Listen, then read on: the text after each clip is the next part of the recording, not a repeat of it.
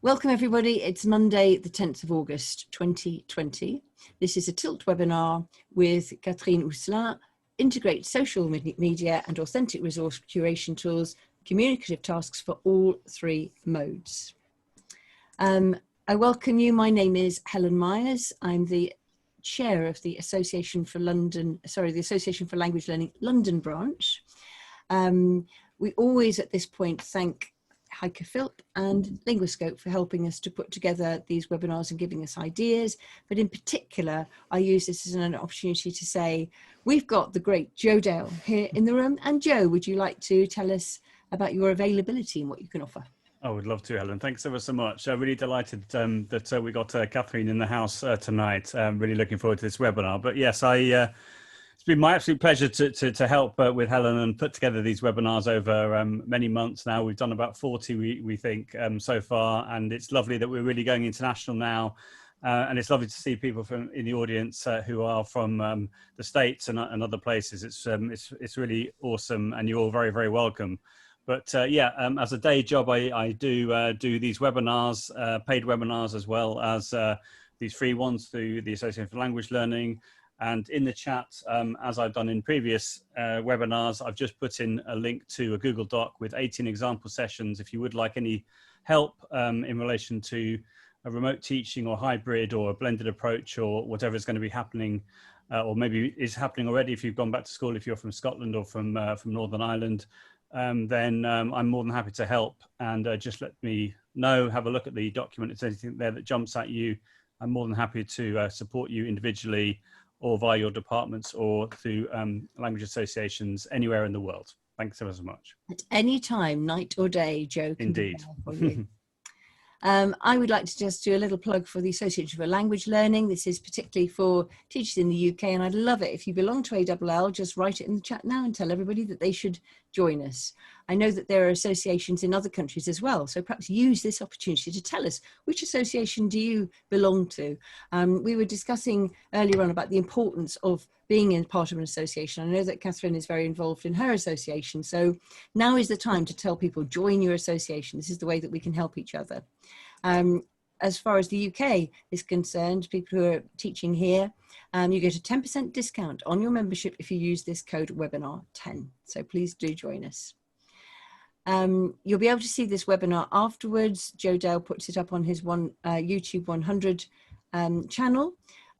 On the AWL London branch, there'll be a page which will have a link to that channel, along with a link to the presentation itself, any pictures we take, or any other follow-up materials. Coming soon, we've already got two which are already booked in. So one this week, Wednesday, the 12th of August, and one coming up next week on Tuesday, the 18th of August. And they're already open and available, so you could sign up for those. And there's a QR code for you there to be able to sign up for those. Whether you're joining us on Zoom or YouTube, we have an etiquette. In summary, we are professional and we're kind. No one ever rants here. Nobody ever goes on about things. We're just nice to each other here. And we have a disclaimer saying that we're very happy to host speakers and participants free of charge. Speakers and participants are responsible for what they say. So now over to Joe to give the formal welcome to our wonderful speaker. Thanks ever so much, Helen. So it's my absolute pleasure, genuinely my absolute pleasure to introduce Catherine to tonight's webinar. I was really, really delighted when Catherine said yes to agreeing to presenting for us. I've known Catherine for many years, and she is a national treasure in the States. She works tirelessly. She's indefatigable, if that's the right word, in relation to supporting teachers, mostly for free, and she's an absolute inspiration. I'm not just saying that, I genuinely mean it. So thank you so much to you, Catherine, for agreeing to do this. So we first met in 2011 when I spoke at the AATF conference, the American Association for Teachers of French in Montreal, and Catherine very kindly introduced my session. I then went to her workshop, which I thoroughly enjoyed, and we also met up a couple of times when I spoke at ACTFL in 2013 and 2014. But I'm not exactly sure when we first connected online, but it probably was about 5 years prior to that, I would have thought. Yeah.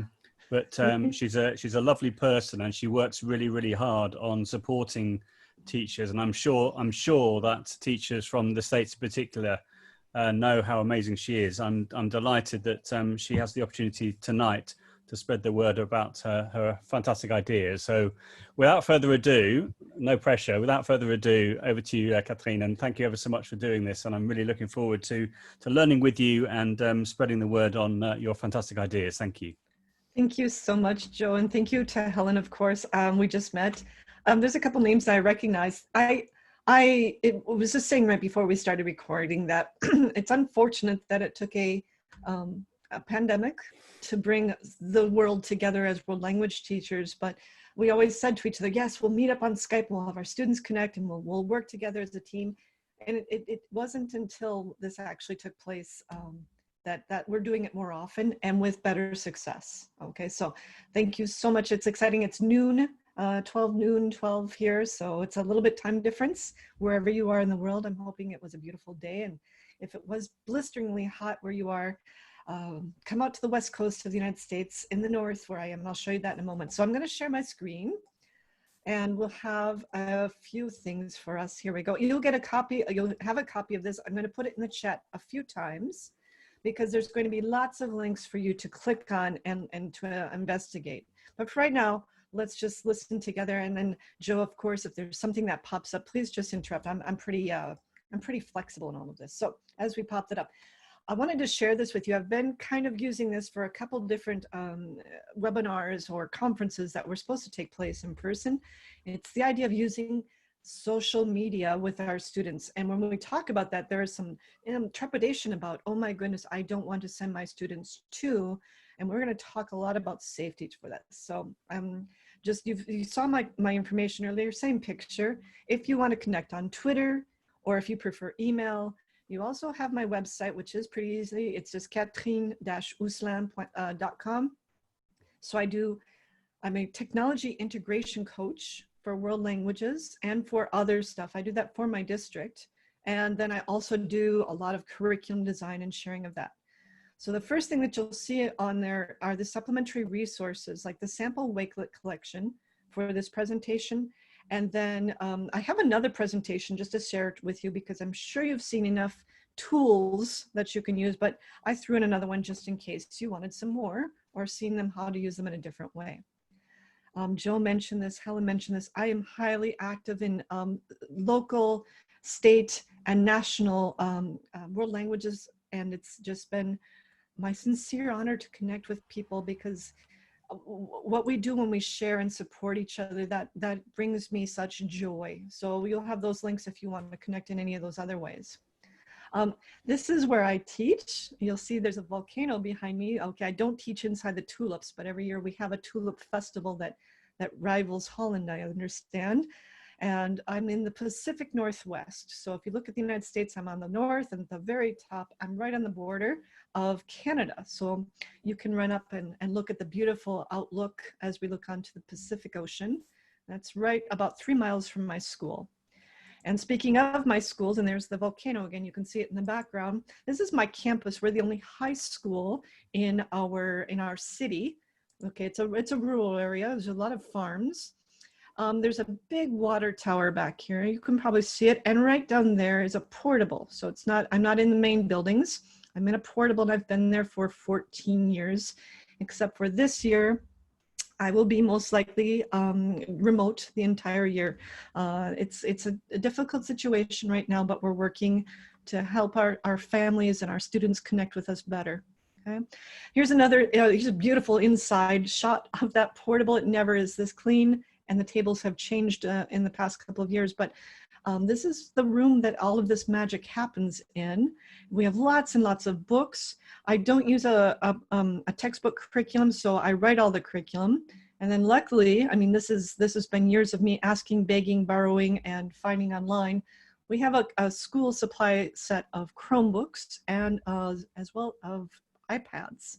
So I'm very blessed, and I've used a lot of technology, but it's always the curriculum and the language and culture leading first. But this is a surprise for Joe. That's when we did. This is when we met in 2013, and we were in a group of people, and you'll see Noah Geisel and Sarah. This is the group where we connected, and it was in person, and just the amount of knowledge and friendship and collegiality that happened. It's been a long and wonderful relationship with everyone. So thank you, Joe. You're welcome. Thank you. Oh my gosh. So how can we use social media in the world language classes? Okay, and we're going to look at the I can statements. And from the United States perspective, we have this ACTFL organization. That's sort of like all it sounds is like. We have I can statements. So what are the competencies that we're going to gain from today? So we're going to search for, evaluate, and organize authentic social media posts for the use and the design of engaging, interpretive, presentational, and interpersonal activities for a variety of proficiency levels. That's a big one just to start with, of course. And then we're going to plan for the implementation and assessment of purposeful communicative activities using those authentic media posts within thematic units, okay? And why would we consider doing this? Well, we have our cultures framework, and we're looking at practices, products, and perspectives. And usually the practices are mentioned first, then the products, and then the perspectives, because practices, we can see what people do every day. And that's when we're looking at social media, people are showing off either on Instagram or Twitter or Snapchat or TikTok. They're showing the things that they do. The products, of course, they're giving us pictures of their food, of what they do for fun. But the perspectives, that's the deepest part of all that isn't just evident right away. And I'm thinking for teachers especially, who might not have an experience. So let's look at France, the French language. It's over in 37, 40 countries that it's used, but most people are going to concentrate on France because that's their experience. I have experiences in Senegal and Morocco and Tahiti and Canada, and I haven't been everywhere, but when we're looking at teaching the Francophone world or the Hispanophone world, we do need to go beyond the kind of the stereotypes that unfortunately our textbooks or our materials might provide. So when we're looking at social media, we can kind of get the perspectives, right? We're looking for the deeper hidden things. What are the meanings, the attitudes, and the values and ideas that we can garner from those social media posts? Now, someone posting a picture of their lunch, you might say, okay, I can see the practices and products, but what are the perspectives? And we can look behind that picture. What time of day is it? Because not everybody eats lunch at the same time. How big is the meal? Because honestly, like a French lunch compared to an American lunch, those are amazingly different. And then the values and the ideas, we just start pushing in to look into these pictures and post deeper. And it's not always just the pictures, we look at the words that they're using as well. This is a big one. I am a French teacher, yes, but I also do Italian, Spanish, and German, other languages. I'm a big geeky nerd on that. But so when I show you these things today, it's only because I've curated for French teachers. I couldn't do all of this. But if you're a French teacher, you'll be able to click there, and I'm going to show you what these look like. So what types of social media accounts could we use? I'm going to open it in just a moment.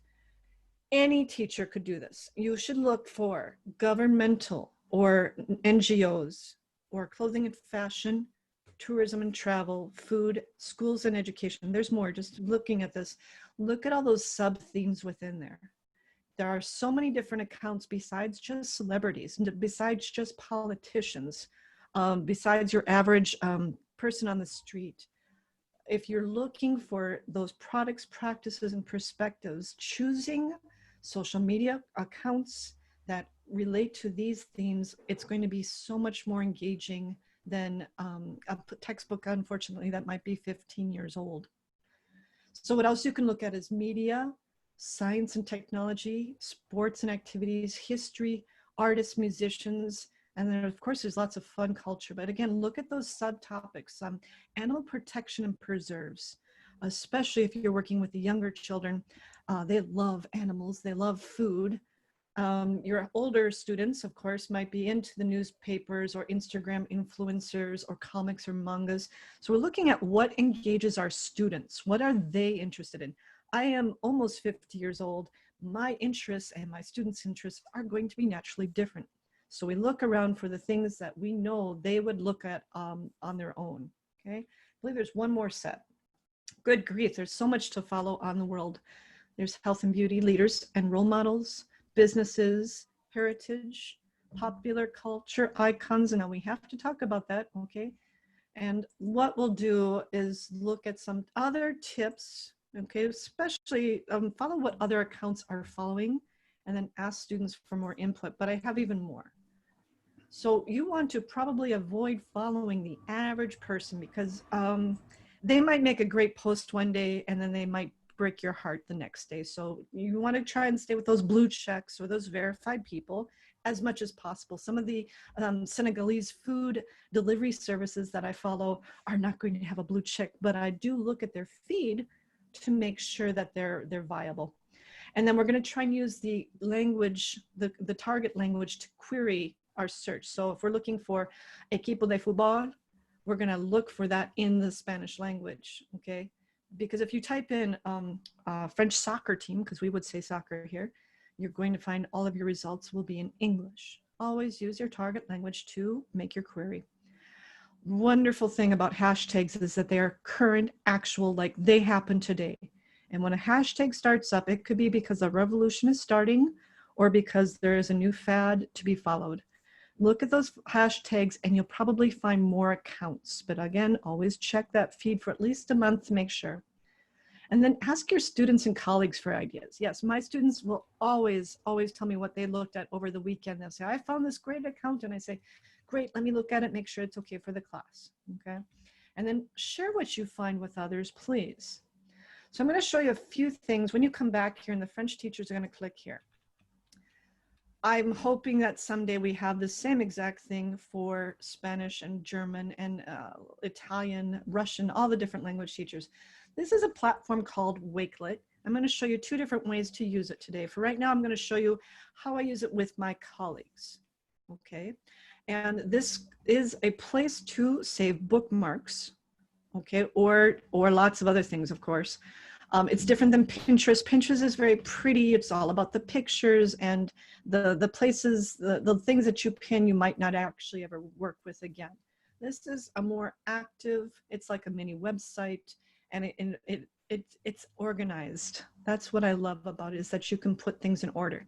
So this is called the réseaux sociaux francophones qui suivent. And this is what I'm suggesting from this list that we had right here, okay? I've put together 250 different social media accounts, and I'm not done yet, of things that you as the teacher or you can suggest to your students can follow. So they're appropriate for students. So if you are a French teacher, so you've got all the government ones. I make sure that they're from the entire Francophone world, because we don't want to be just French-centric, right? Métropole. So you can go through there. And so that's an account, and you would click on it. And then if you have your social media account, now I mentioned earlier, you should look at it, see who they are following. So clicking up here, following, you can kind of go through and look at the different accounts that they are also following. And if it looks good, you know, you click on it and you investigate, you say, ah, I probably couldn't use this. Then you would follow them as well. The same thing happens on Twitter, on different social media. You can look at their lists and see what they're doing. Okay, so once we have that, we're actually going to grow our list, because I mean, you can probably start with one or two different great accounts, but when you look at who they're following, now you have a broader idea of the options. Okay, so when we do that, now we have to start saving those. And this is where I do my little talk about safety. I have in the past given my students iPads with the Twitter account and the Instagram account that I created for my students. So it's me posting for them, and they enjoy that. They think I'm fun and they love my posts. I guess I'm popular on Instagram. But I started to look at, you know, the safety issues, because students would, you know, they would use our account to like other things. And I said, ooh, I don't necessarily want them to do that. And then you do have parents and families that are concerned about the safety, because there is no filter let's just say, haha, on Instagram, anything can pop up. So when we're saying, let's use these social media posts to explain, the products, the practices, and the perspectives, well, we need to make sure that we're presenting them to our students in a safe way. So I'm going to show you the different ways to save and then organize, and then we'll talk about sharing those posts with your students, okay? Any big questions, first of all, Joe? Are we okay for right now? No questions so far, but people are saying wow on the resources that you're sharing. So I'm monitoring the questions, but no questions so far, just some comments. Perfect. Okay, so let's start with Twitter. And on Twitter, if you're using either the app or the website, you can create lists. And honestly, this helps me make Twitter a little less overwhelming, because you can have, I follow something like 6,000 people, including Joe, and trying to sift through 6,000 messages a day is not very helpful. So what I do is I create lists, and I'm also the social media manager of this ATF, but I just want to show you what kind of lists you can make. When you have a group of like these accounts that we saw, right? Like all the health and beauty things or all the popular culture icons, you can actually in Twitter create a list so that you only see those. You can click on it. So let's do aliments francophones, francophone foods. In there, I have 39 accounts that I put into one feed, so I only see those tweets. Or okay, right there, that's magical, because now you don't have to go through and say, did I miss something? Because it's going to be concentrated into this one feed. Okay, so you notice there's Volvic, and that's a French water. And you can look at it, and there's a beautiful picture. There's some vocabulary. It's very basic vocabulary. Okay, peu sucré, très faible en calories. So you can use that type of thing for your students. When you make a list, you don't have to sift through everything to find, oh, there's Subway Canada, okay? You can use these pictures in so many different ways, and we'll come back to that. A list helps you filter the thousands of accounts you're following, and that's important. If you're going to make a list, okay, usually you start with you're on your account, and you can go down to the 3 dots, and you can look, there's topics, etc. You can find that in your, and if you're going to start a list, oops, let's go like here. Okay, so there's that list right there, and then up in the corner, there's a little plus sign. And if you're doing this on your app, it's pretty much the same idea. You're going to create a new list. You can give it a name and make it a description, and you can make it private so nobody else knows who you're seeing. And what you're doing is you're grabbing the different accounts that you've been following and putting them into that list, okay? That's very helpful, because if you're trying to just organize yourself, other people can follow your lists, or you can make them private. That's huge. I can give this list to my students and say, okay, here's a list of all the accounts about Francophone foods that I want you to see. That's one way to do it. It's not the only way.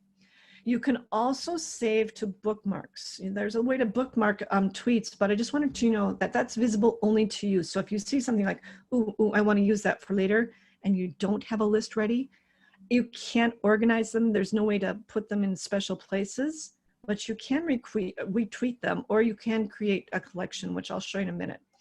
So if you find a tweet, let's go back to our list. We'll look at École Francophone. These are all the schools that I'm following. These are schools from around the Francophone world. I have 60 of them. Okay, so there's schools in France, in Tahiti, in Senegal, in Morocco, everywhere. If you don't want to, if you just want to save one tweet, there's a little button down here, the little up arrow. You click on it, and you'd say add tweet to bookmarks. Okay, so you do that, and you can go over into your bookmarks. It's over here. And if you're on the app, it'll have a very similar look. Click on it, and there's all of your bookmarks that you've saved.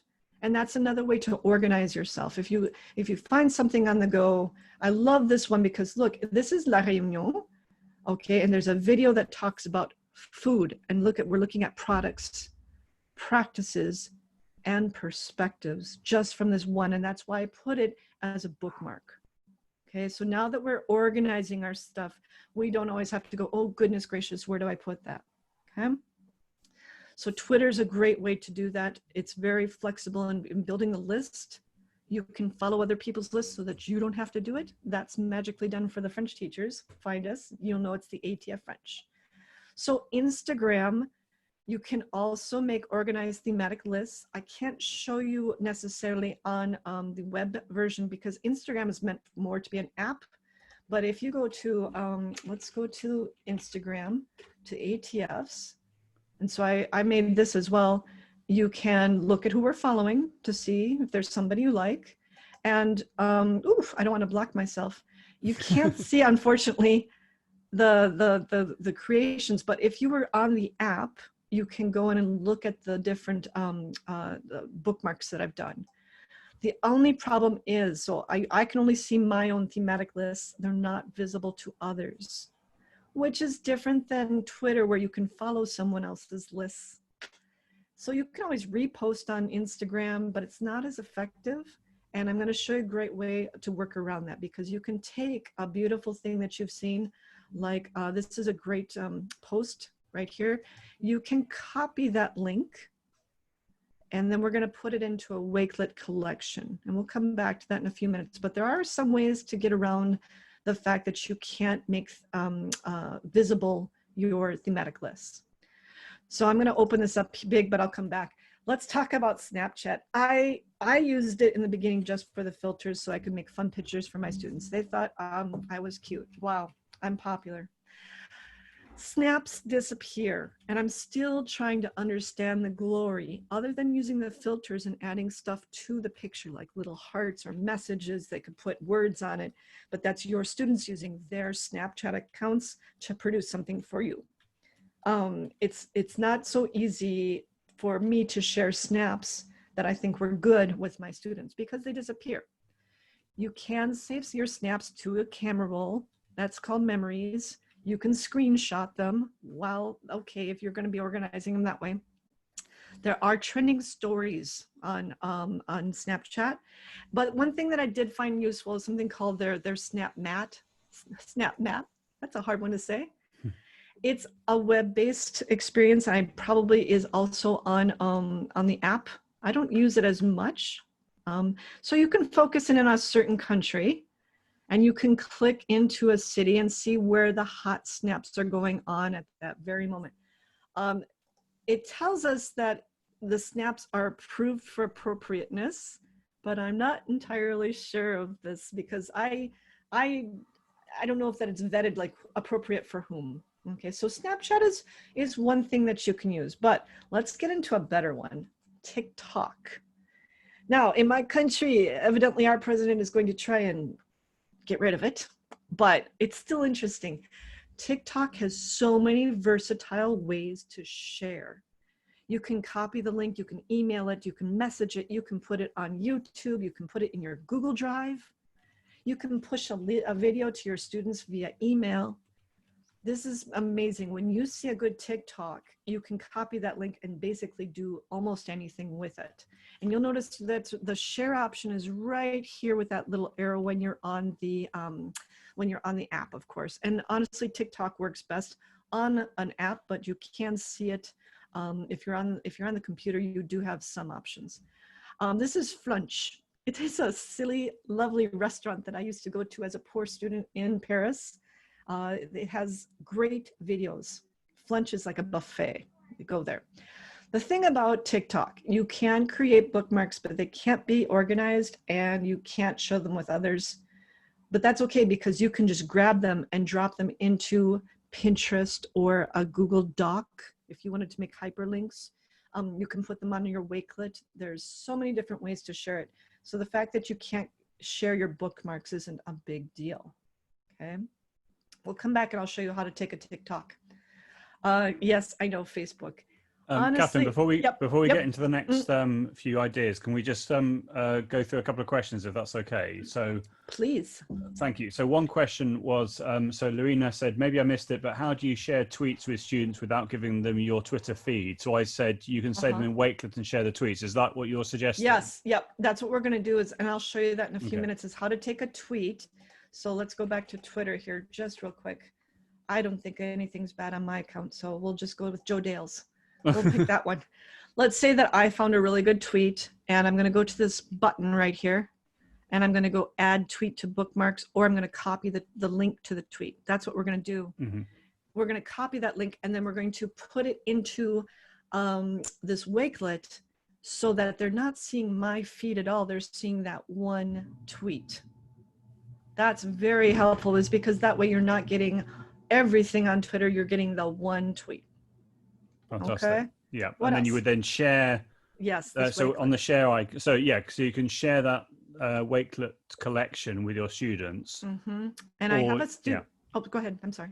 Well, and then you can also, I don't know if you're going to talk about collaboration, the fact you can collaborate on the same Wakelet, which is not quite the same when you're talking about Twitter, but that's really helpful, I think, to clarify. And I think as well, you can have a Wakelet button appearing as a share option in on a tweet, or on all your tweets. You have a Wakelet button, which I think appears if you have the Wakelet Chrome extension installed, but I may be wrong about that. I have not installed that yet, or I have, and it's just way over on my icon bar, most likely.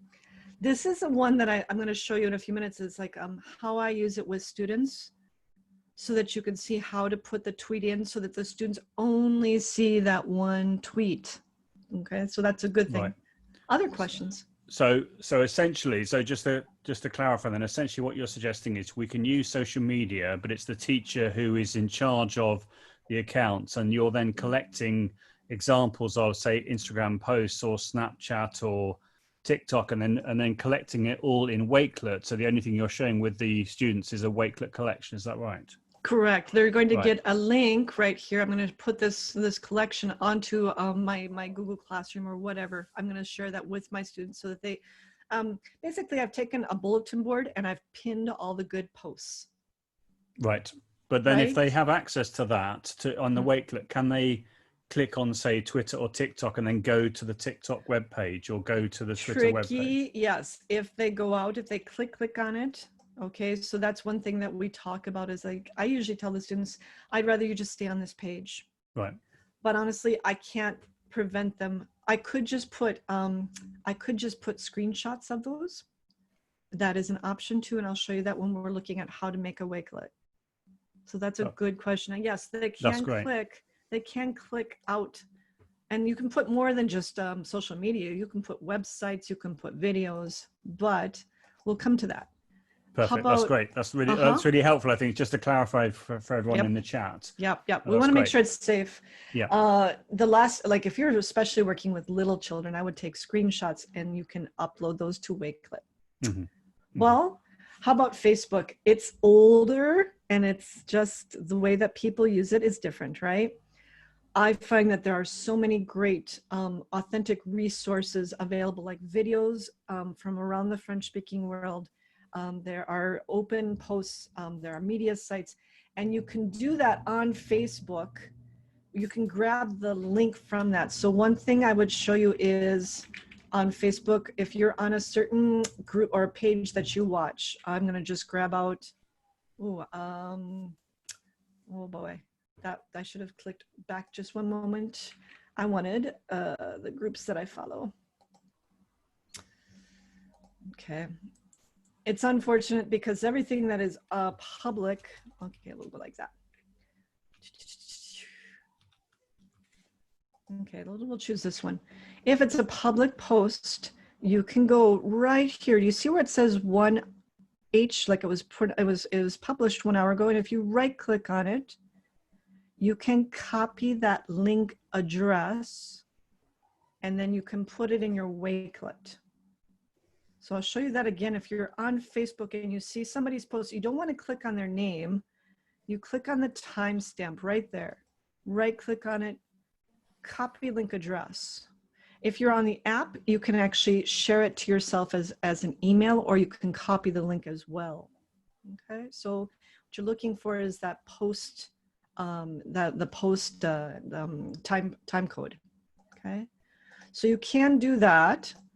You can also screenshot it. You can, I would say if you love those videos like France O, like O with a little circumflex on it, they have beautiful videos from all around the French-speaking world.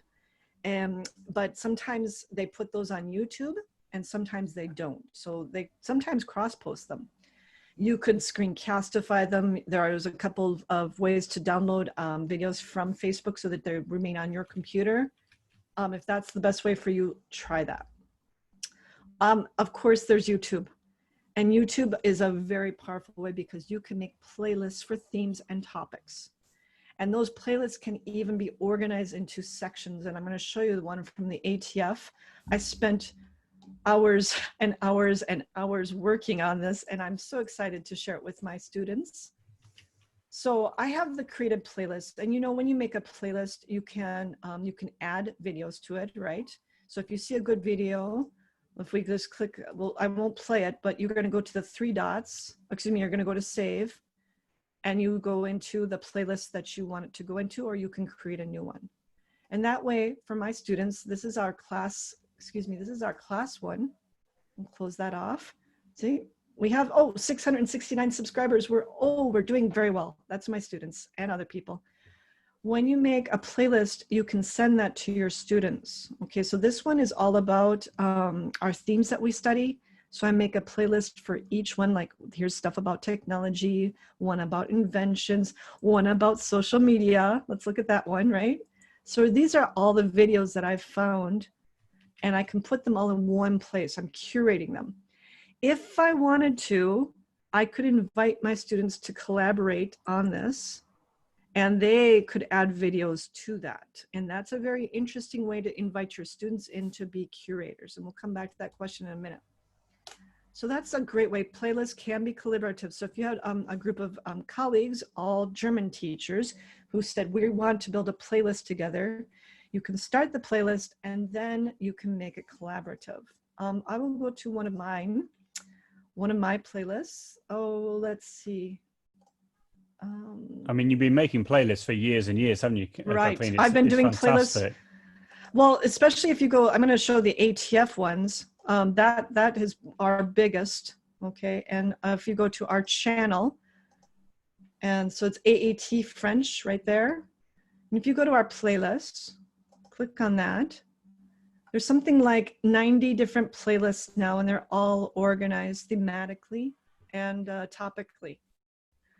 If you want to make a playlist with your colleagues, okay, you can go down to the three dots right there and you go to collaborate. When you go to collaborate, it says collaborators can add videos to this playlist. You're going to click that on. It's going to generate a code for you. Send it to your colleagues or to your students, and then they will be able to collaborate only on that playlist. And with my students, we kind of have an agreement. We talk, you know, guys, these are going to be appropriate for the class.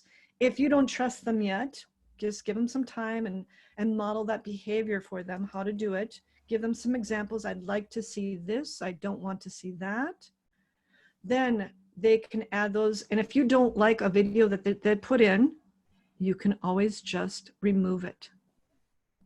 Okay. So again, if you're a French teacher, anyone can use this. This is public. This is the ATF's curated playlists. Over 5,000 videos meant for class. Okay. So definitely look at those. YouTube is a powerful way to do that. I can even take a playlist and embed it onto my Wakelet if I want. That's another option. So let's talk about Wakelet. Why do I use it and not Pinterest?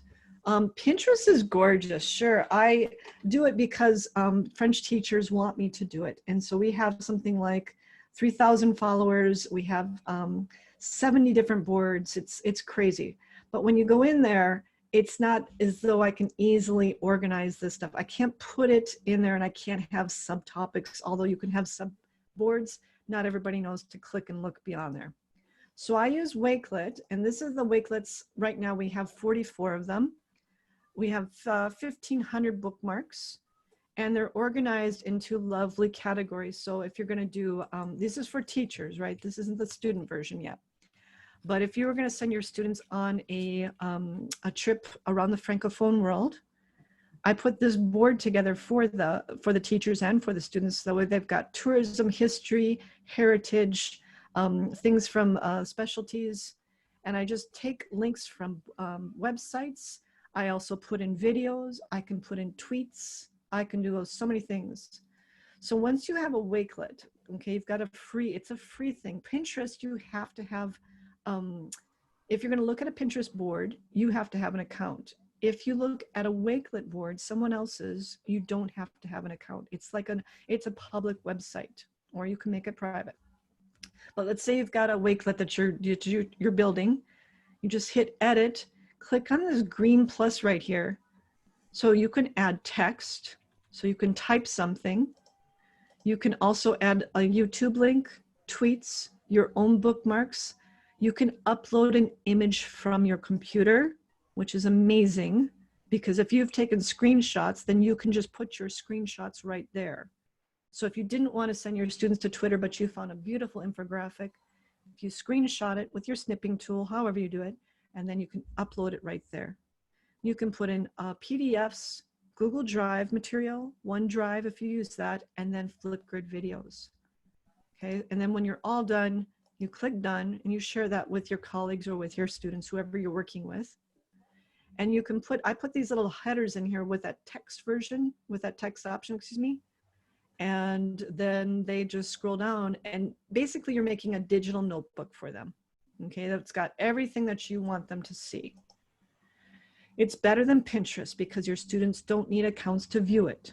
You can organize your collections with sections, and you can be collaborative with students or colleagues. And that leads me up to one that I wanted to show with you. I think this one. Nope. That one's on a different topic. If you look at ours and inside our presentation, you're going to see one that I built kind of as a fake one with my students. I want to, use this. You can see all these different things that we have, so many different topics for you to look at.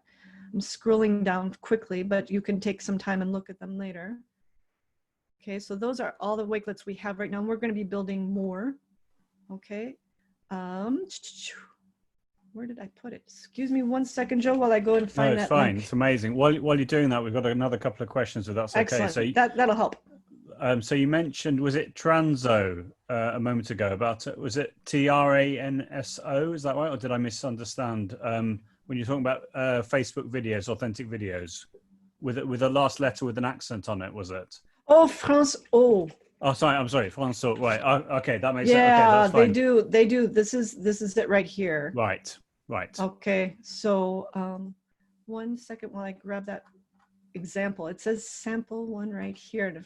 Naturally. Oh, it's at the first link. My goodness. So many links. Apologize. Here it is. Sample Wakelet correct. Okay.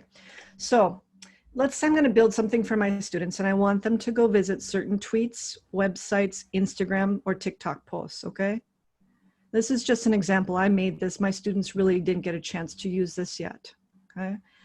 If I find a tweet or anything, I go to that edit collection and a tweet, remember how we looked at getting that copy, the link, and you can put that in and you just paste it right there and it'll pop up automatically.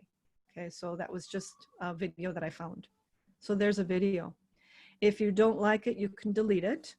If you want to write something more for something your students, you'd like, watch this video to learn about, okay, you can do that. You can also move up or move down. So if you find something later, you can change the position of this. So that's why I like the organizing. If you want something to be very sequential, watch this video first, then do this tweet, da-da-da-da-da, you're golden. I love that flexibility inside here, okay? Some things, I was thinking about having my students look at this infographic about video game consoles. And then I would ask them a question up here. So if I put the question right up here, I would go to add text, make this, what are your favorite? Oops. I would use this in the target language. Better to learn how to type. I would use this in the target language, hit done, and then if I share this with the students and make them contributors, and let's show you how to do that, then they can add on to this. So you can add them either by an email or name, but the easiest is just to get the copy link right here, or the QR code, send that to your students, and now they can reply to the question that you put up there. So here's the picture. And then I just did these as fake ones. Then the students can add their own answers. And so you can have a conversation. The other thing you can do is say, okay, you've looked at this. I'd like you to go find a website or a video or a social media post that is related to this. Okay, so then they would be able to add that in there just by hitting the edit collection button. Okay, there's the TikTok ones. I put this video and I said, okay, so what's your favorite TikTok? Who's your favorite person? And this is the French ones. These are the YouTubers. Okay, let's look at the ways that you can push this out to your students. You can say, okay, guys, we're gonna be looking at food, and I have novice ones. Okay, here's a beautiful picture from Big Fernand. Okay, it's an account that I follow about food, and they're in Paris. It's all about burgers and yummy things, right? But look what I can do, and I can ask the question in here, what is in the salad? Okay, and look, it's even talking about the heat. When it's so hot, this is what you need. So there's the vocabulary, mesclun. You have some cheese, smoked bacon, cherry tomatoes. So I can show this to my students and put a question in there and have them start answering it. This is another one. This is like a little Twitter video, and it's a recipe for a milkshake. And I got this one from Ma Famille, which is a magazine from Western Africa, French-speaking Africa. And I love this because they have so many beautiful pictures, plus it's not just from Métropole.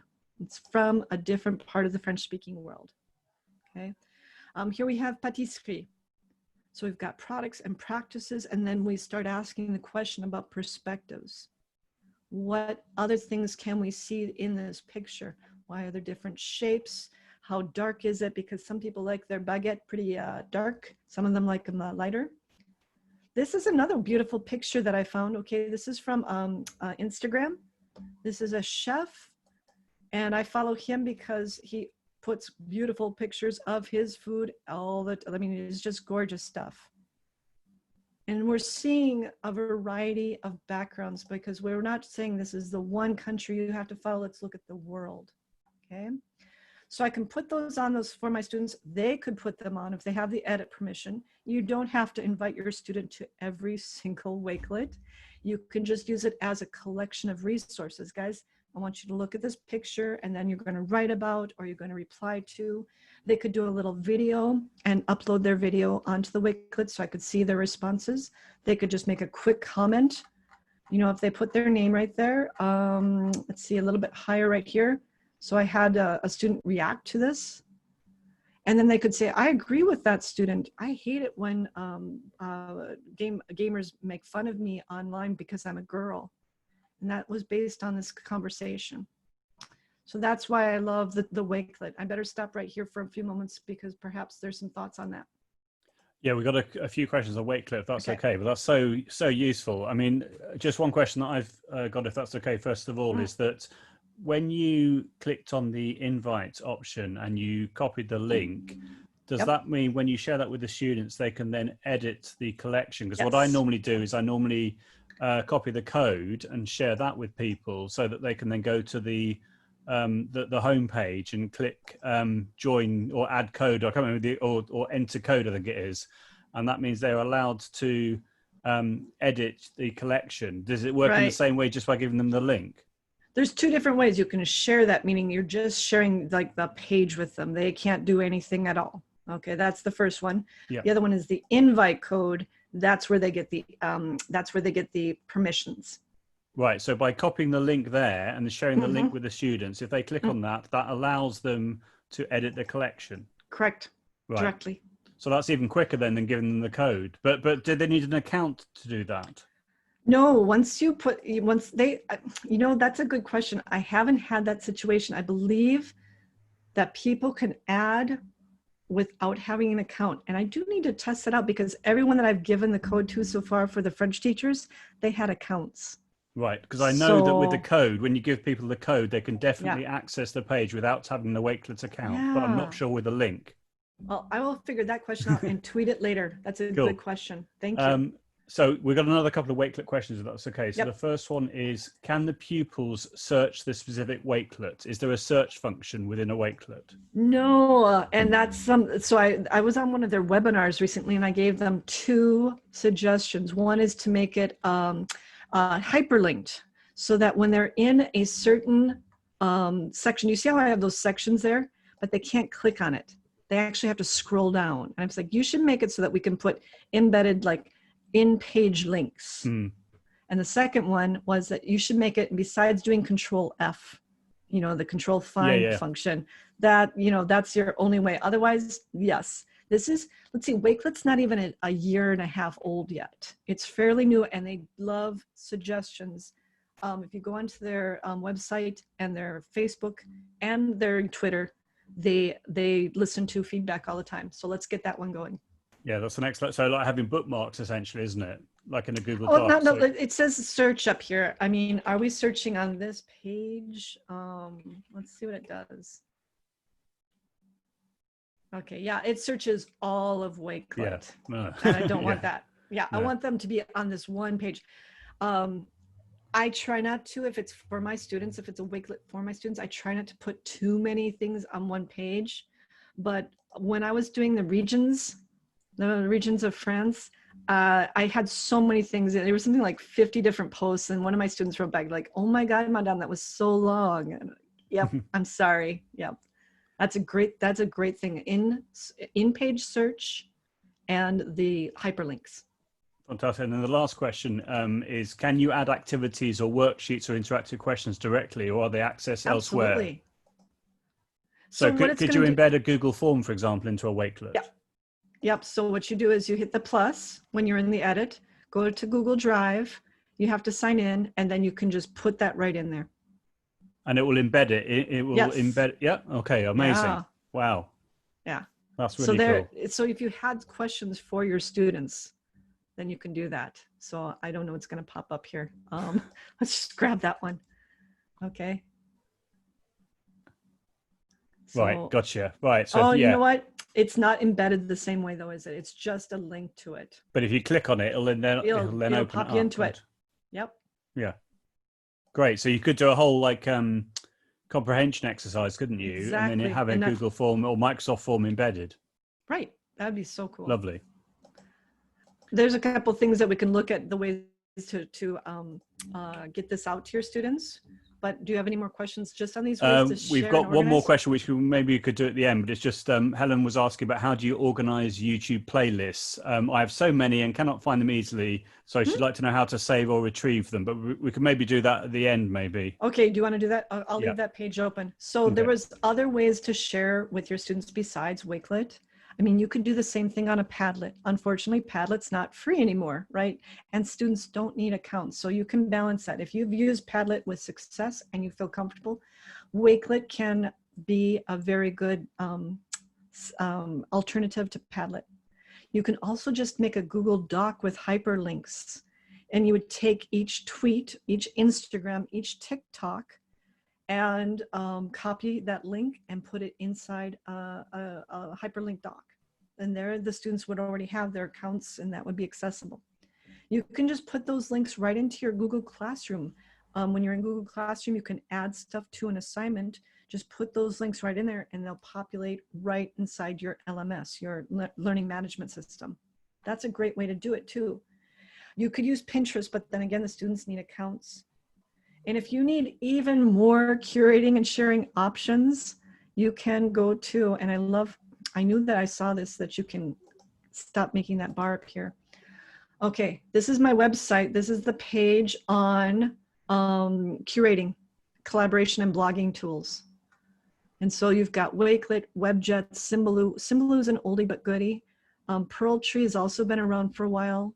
Pinterest, Live Binders, a lot of people still use those. Evernote, oh my God, that was so long ago. But there are really good ways to share with your students. Okay. So as a practitioner, what would you recommend, Kathleen? Because to me, Wakelet is brilliant for professional development, but maybe with students, maybe Google Classroom or Google Docs might be better. I don't know. What do you think yourself? It's an interesting balance because what I'm trying to get my students to become is not just linked to the one LMS, not just to Google, because when I send them on to their next stages in life, their employers, their universities, whomever they're working with, it's not going to be Google Classroom. So I'm trying to give them the skills how to be a collaborator. Have you ever seen those YouTube advertisements for Monday.com where they're trying to help you organize a team? It's that's the professional world I want my students to start seeing, because if I only give them stuff that's within our school system, then I'm only preparing them for more school.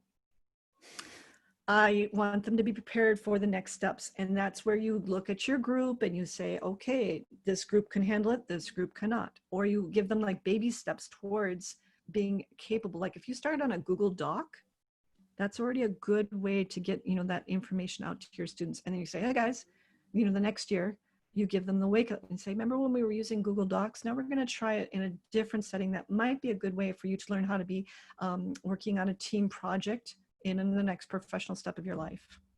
That's my answer. Yeah, that's an excellent answer. I think there'll be some teachers worried if something were to go wrong, and then they would be blamed for it. But because you're very proficient with technology and you have the whole, you know, the world view of how you want to prepare the children for the 21st century, as it were, even though, you know, we're now 20 years into the 21st century, that's a really nice they're kind attitude. of prepared But for it, aren't they? yeah, no, I think that's great. For the teachers, great. though. Yeah. I would say then stay within your LMS.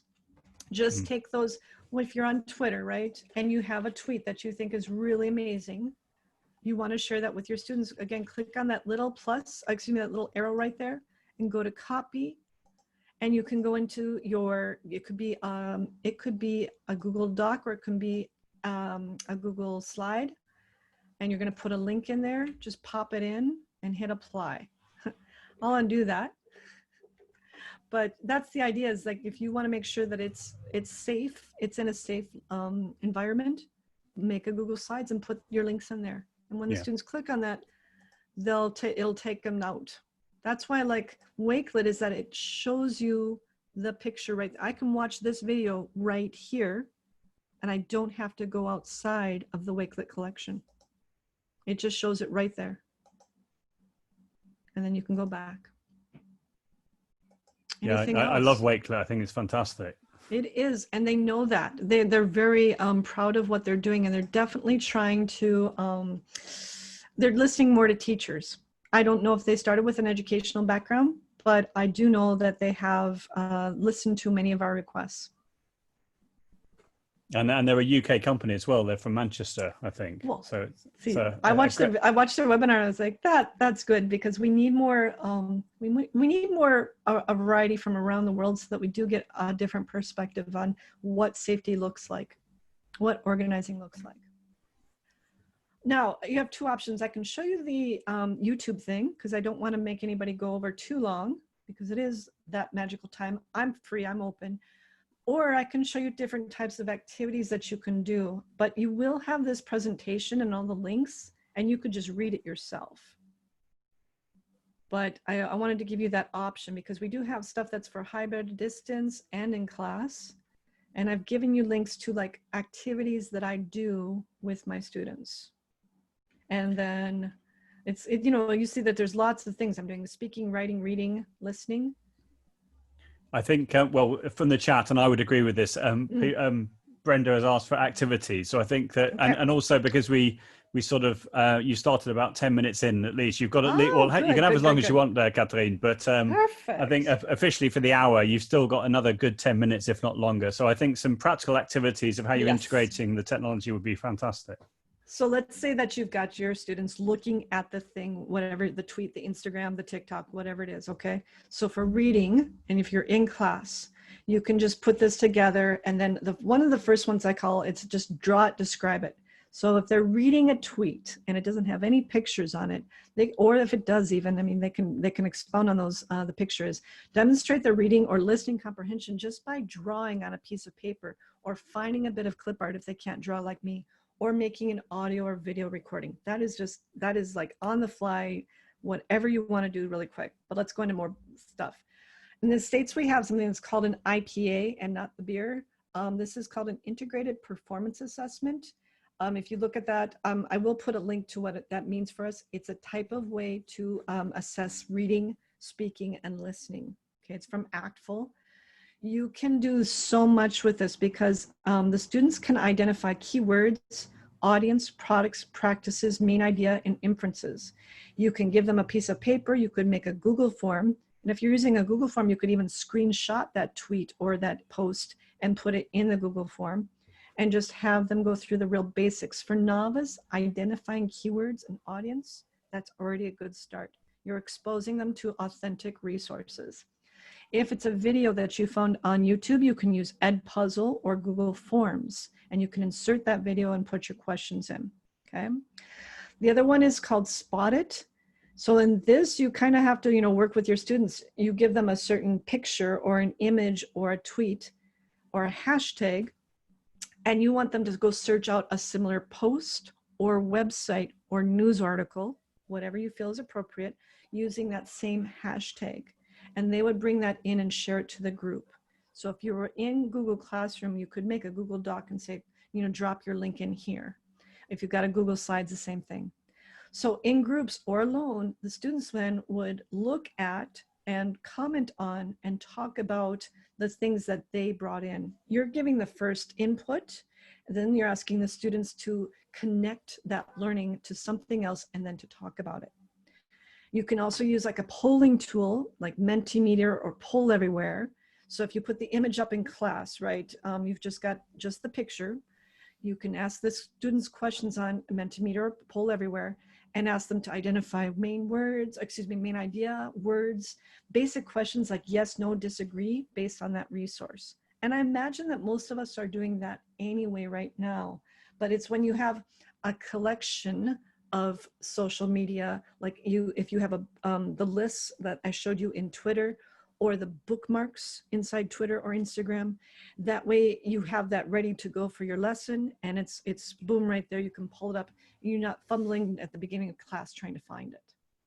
Okay, so those are novice, intermediate, low reading and listening activities. This is an example of one. I showed you that a little bit before. What I did was I took the infographic and there's an article that goes with it. So you would click, there's an article right here. So you get the image, you get the article, and then I found another video that goes with this, and then another video as well. So I tried to extend this learning. So from this one picture, they can do their numeracy. They can practice numbers, they can look at dates, they can look at the different consoles, and then we can talk together like, well, what my first game console was an Atari 2600 back in 1978. And they look at me with the blank stare of craziness. Madame, really, really? And I go, yeah, I have never played a Sony PlayStation before, guys. We get into these conversations, and then after they've read the article and they did some quick comprehension exercises, then I extend it with another video. We come back and we talk, well, what can you compare now? What do you see in this infographic that helps you understand the video, or vice versa, back and forth?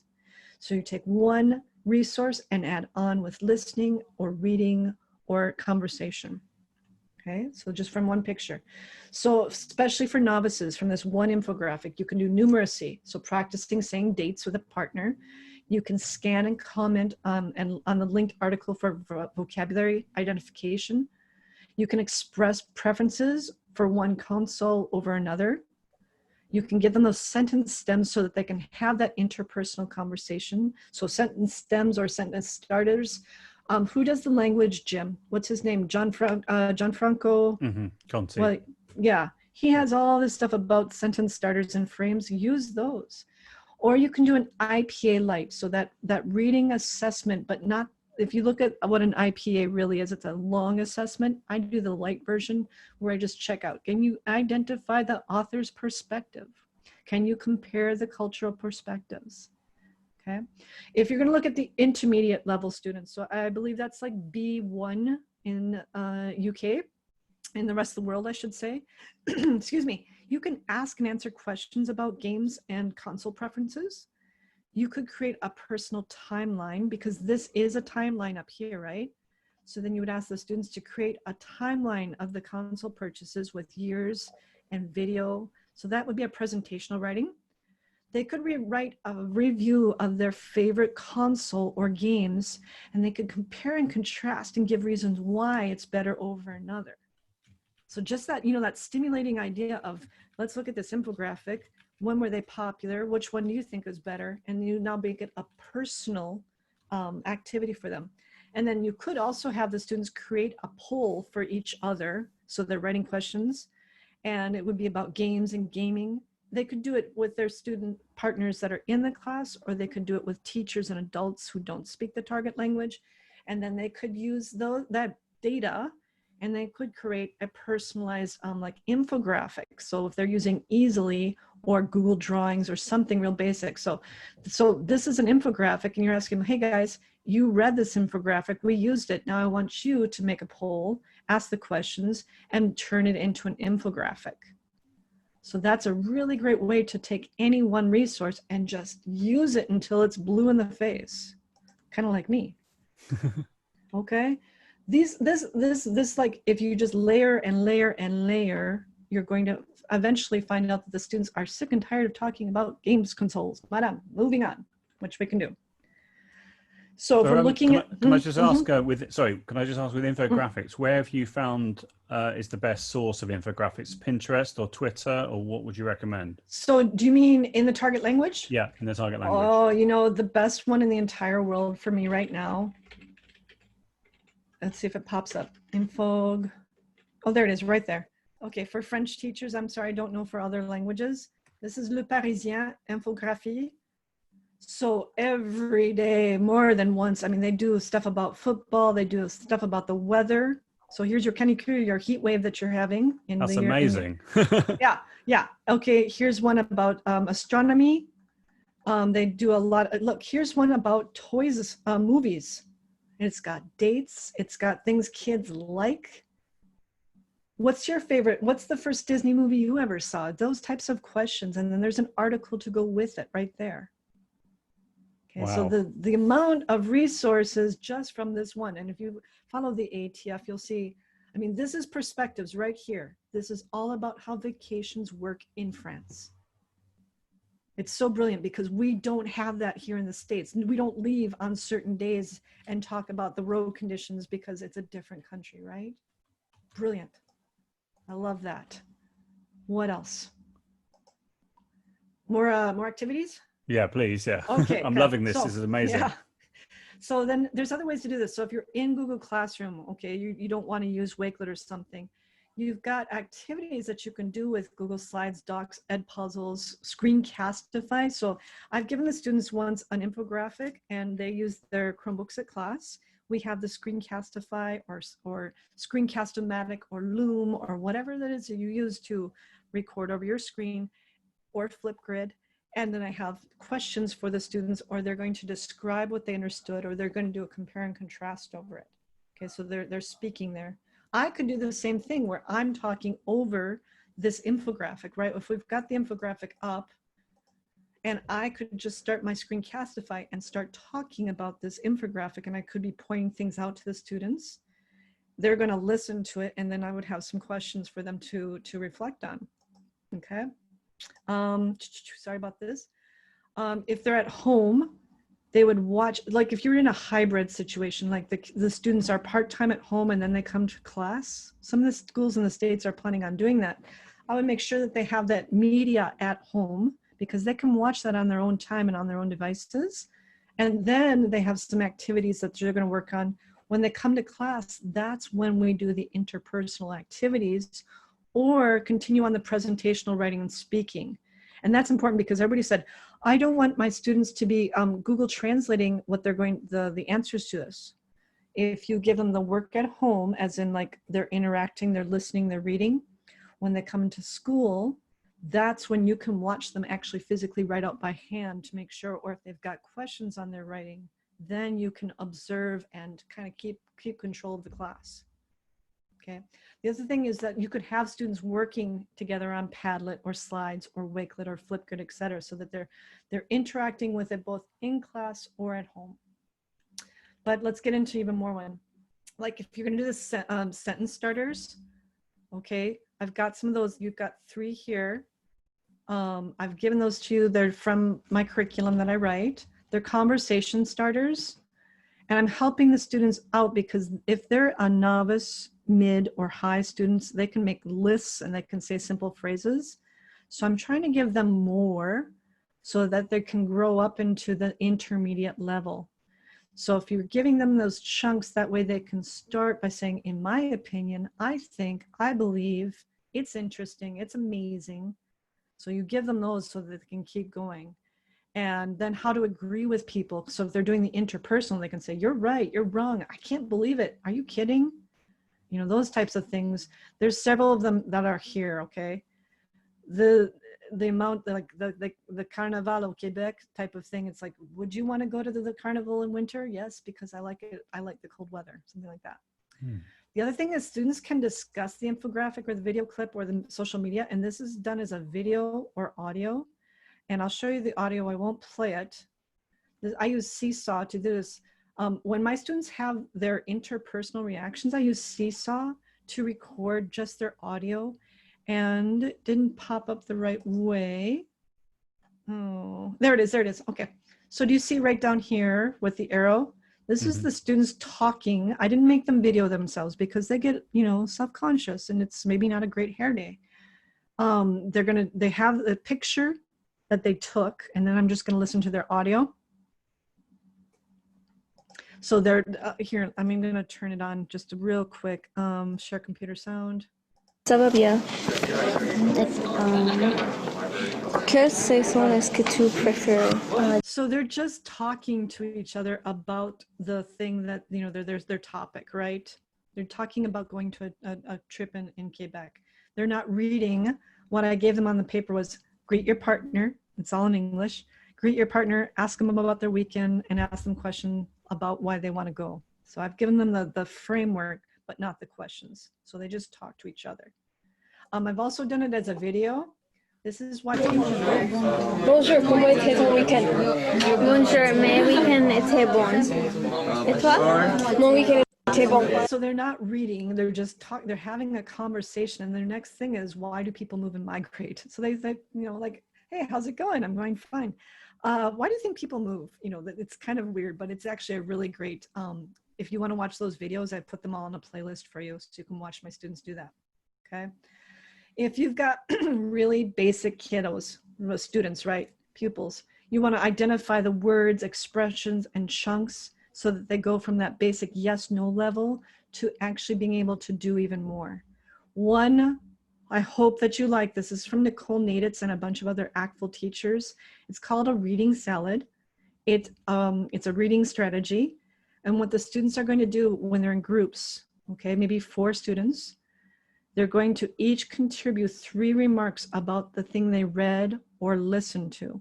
And the ways that they can do it, they can ask a question, they can clarify, they can summarize, they can give an opinion, and then they give them reactions. And this is kind of a fun activity. I print each page of these on different colors. So like pink, blue, yellow, green, etc.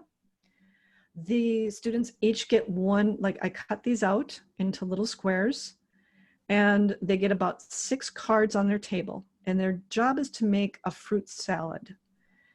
Each time, each round, there's going to be 3 rounds. They're going to choose 1 card from their group of 6. It could be something easy like, I have a question, or it could be more advanced like, I can make a connection. Like what we just read is similar to something I know about. So they would put that card in the middle. They would say their little bit. It's a sentence starter. And then the next student goes, and the next student goes. And the goal is that you can't use the same color as the previous person. So you can't just copy that person. It could be super basic. Like if a student has nothing to say about what they just read or heard, it could be like, I have a question, why, or which, or what, okay? But they can also be really advanced students, and they say, I can tell you a summary of what we just read in this paragraph. And that's great, because when students can use those cards, they feel like they're kings of the world. They can give their opinion, which that's a very high level, okay? So when they're doing this, they've taken that post, that picture, that video, whatever it is you're looking at, and they're making remarks. Because you know how it is when they're in groups, they're like, I don't have anything to say. I don't know.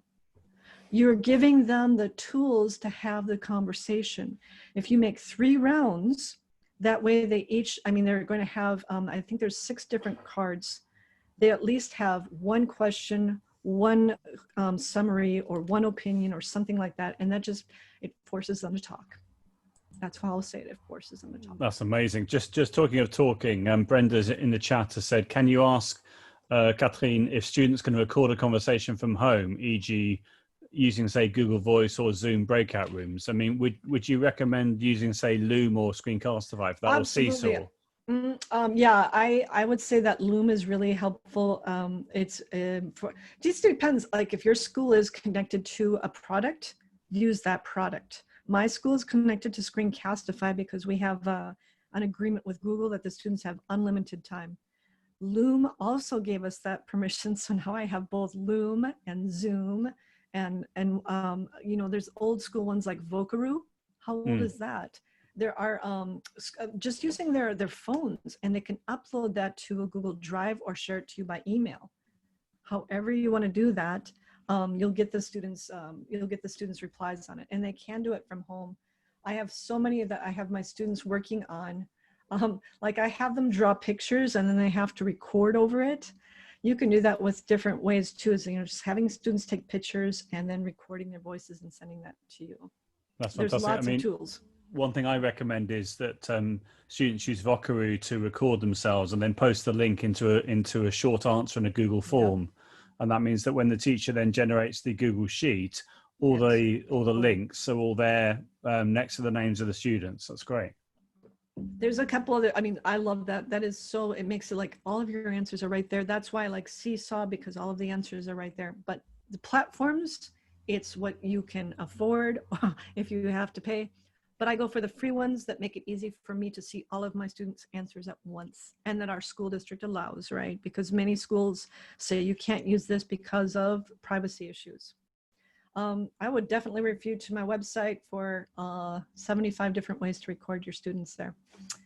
And how long has your website been going for now, Catherine? I mean, you've been, I know it had a bit of a facelift, didn't it, recently? It did. I went and updated the whole thing so it looks more like a professional. I started it in 2007.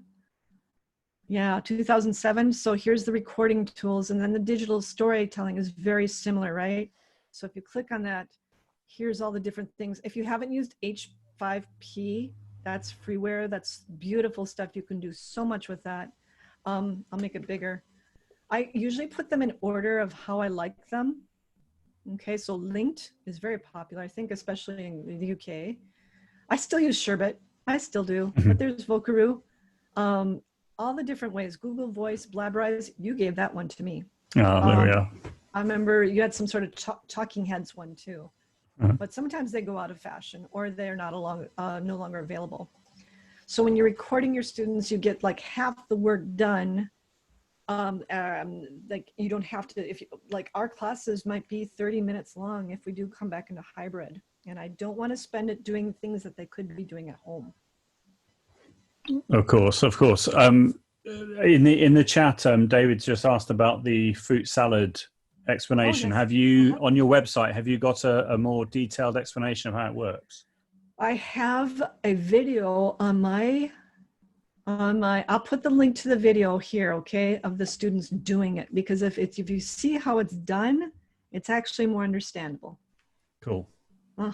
So I'll put that in here before the end of tonight. I'll get the video up there. It'll say conversation reading salad, and then I'll just put a video right here. That's amazing. Thank you. I think you introduced me to learning apps actually.org. Oh, I love that one. I love learning apps. That's one of my favorites. Just because you can build so many different activities for your students, and it's free, and you can create classes. And I've been using this one. You could do this you could put a social media post in here and create a speaking activity for your students. Like what's one of them? This learning apps, I just get off on a tangent here, but yes. Okay, so this is the United States, yeah. So the deal was to learn about foods from around the world. I have to start with the United States because my students don't know all those. So they click on this and they see all these pictures of food and they look at it and they look at where it is in the States And they go, is this the specialty of that region? So we've done that. But if you go to create app, you can do matching pairs, group assignments, number lines, closed text right there. So you can put a song in, quizzes, matching pairs. Here it is, audio with notices and questions. Too many things to do, but I really like this one. Plus, lastly, if you're a German teacher, somebody's already made something for you. Okay, and it'll also speak to you. Like, I love this one. It's very beautiful. It's just wonderful and easy to make. You see the picture, you try and find its match. That's not Fußballspielen, I know that. So let's see if there's any more of the, oh yeah, the numbered heads. I think a lot of teachers do that when the students are in groups of 5, maybe 4 or 5 students. Each student has a number. So then if they've got the resource in front of them, either in paper or it's up on the board or something, so the teacher is going to push a question out to the group. The students are going to discuss the answer and come to an agreement. And then the teacher just pulls out the random number. Okay, student number 2 from each group, come up and report, what did your group say? Or they could write it on a piece of paper. Each one of them has to write it on a piece of paper and you say, okay, student number 3, bring your paper up. And that way you know everybody had to write it. That could be face-to-face, a sheet of paper. It just makes the students accountable. Like everyone in the group had to listen, had to participate, and is responsible for giving the answer, but not every single student will be called on all at once. If you know Shroom and Gleason, they are researchers for world languages. They have talk scores, and you should know about Lisa Shepherd. She is an amazing world language coach, and she does a blog where she shares so much with how to build units for interpersonal and interpretive. And she gives out so much of her prepared units. I'm amazed by how much if you go to 3-minute units, there's an infographic and there are all the different things that she does with it. So you can click through her stuff. Honestly, amazing woman. We have in the United States something called Star Talk, and that's for languages that are less commonly taught. And what screams out to me is all the different activities that they offer for you to do in your classes. So interpretive mode, interpersonal, and presentational. And you click on it and there's the activity. And this is exactly like step-by-step how you do it. If you haven't been on Star Talks and you need more interpretive activities, there they are. And there's 4 pages. Plus they have pictures and videos that show how to use them. And you can choose, you can filter them like this. Okay. So I'm saying is that we can integrate all of these social media posts into our classes for the different modes. It does not have to be just look at it and talk about it. I did a wish on a star and follow your role models. And I've given you the entire unit for that. When you click on this, this is what I wanted my students to learn more about the different celebrities and role models around the world, around the French-speaking world. And what they do is the students are looking at a diverse collection of professionals, and you can get them hooked up with those professionals in different ways. This one takes a long time for some reason. There it is. So you can send the messages to that celebrity. They have a whole bunch of celebrities that they're working with, and then the students can interact with them. So the students would compose tweets or TikToks or videos or Instagrams to the professional, and you would review their writing or speaking before they post.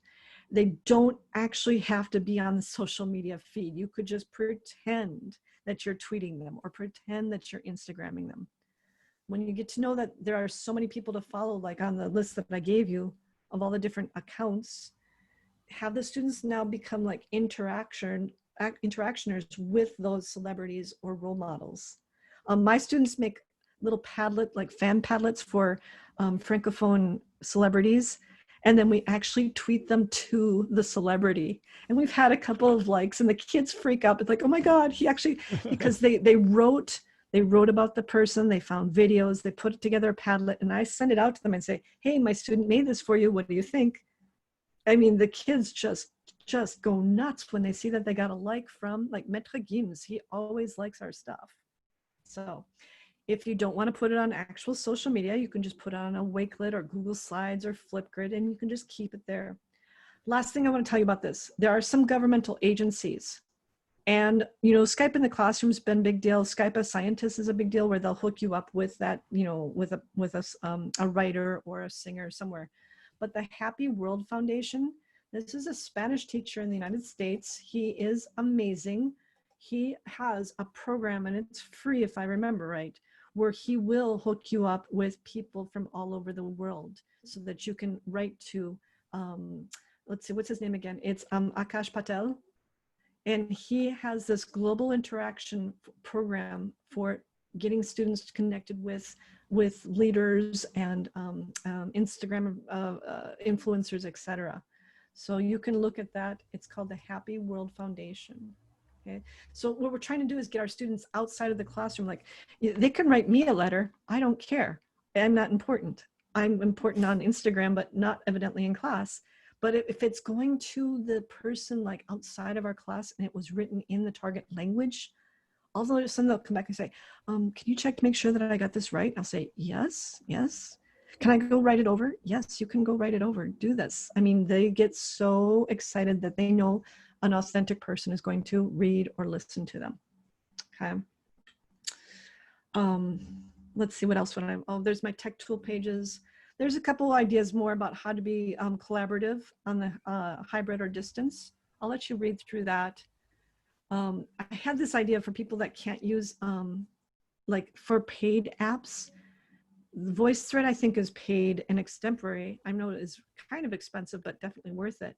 You could always make a fake grid for your students on Google Docs, where you just put 2 frames on one slide, side by side, and the students would upload their video to that frame. You'd have them listen to each other and give answers. If you want to learn how to make a fake grid, send me an email. I'll show you that. I'm going to make a video probably Wednesday. Always develop the guiding questions or debate topics and share them with a screenshot and link of the resource. So if you don't want them going out onto social media, you can do it with those screenshots. The directions are kind of there. And then provide feedback directly to students via Screencastify or the talk form. I often do that when a student does a writing bit for me and they send it. I will just Screencastify as right over their Google Doc and say, this is a great sentence right here. I would like you to work on adding another adjective. And how about connecting those 2 sentences? I make that video so that they hear my voice. It's not just marks. It's not just red pen. It's me talking to them, and then I send them that video and I say, okay, you've got like a day or 2, whatever, to work on that. Okay. That's amazing. When you're doing that, Catherine, do you highlight the text, or do you leave comments, or is it literally just both. Your voice with the cursor? I do all 3 of those. I put a comment for little things that just like wow me, but don't need to be talked about, explicitly. I usually add my voice for like praise, always praise. Comment is usually a suggestion, like, how about you use a connector right here? And then I have just made explicit changes right on their document. I'll say, as I'm recording, I'll say, let me give you a better way to say this because it might be too complicated for them. And I'll say, how about we organize it like that? And I'll make the changes right there. And I bold those so that the students know that I actually changed their document. Awesome. Thank you. Let's see. There's a great link here for presentational writing by Laura Terrell, and she is one of our ACTful amazing people. She wrote the book, literally, on how to design units and work with authentic resources. She shared her presentation on how to get students to be better writers. And it's a PDF, so it's a little bit static, as you might say. But if you go through her work, she has the best ideas on getting your students to go from like novice mid writers to novice high. Group writes are a great way to do that. So if you've got 3 or 4 students in a group, you're going to do that. Pose a question. Students write down anything that they can think of quietly. They just write for a minute. Then they look at each other's papers and try and combine their ideas. They discuss them. Then they edit. So you can do that. You can do that even if they're safety distancing. 4 corners of the room, they can still write, and then send each other their papers. Might be a question of germs go on the papers. I got to work that out. Follow current political social justice hashtags, because the students right now are the most inspired. They want to make a difference in the world. They want to start a revolution. They want things to be right. They have had a crappy upbringing maybe, and they said, let's change the world. So if you get them involved in those appropriate social justice hashtags, get them to start talking about their point of view. And then definitely, do the pre-writing, do the editing, make sure that it's work. But sometimes you just let them write. You just check it to make sure it's appropriate and then send it out. I have actually tweeted on my account my students' work on a hashtag. So I say, okay, you guys write. That way their faces, their identities, nothing is shown. It's just their writing, and it goes onto the tweet, and we get a lot of feedback from that. Okay.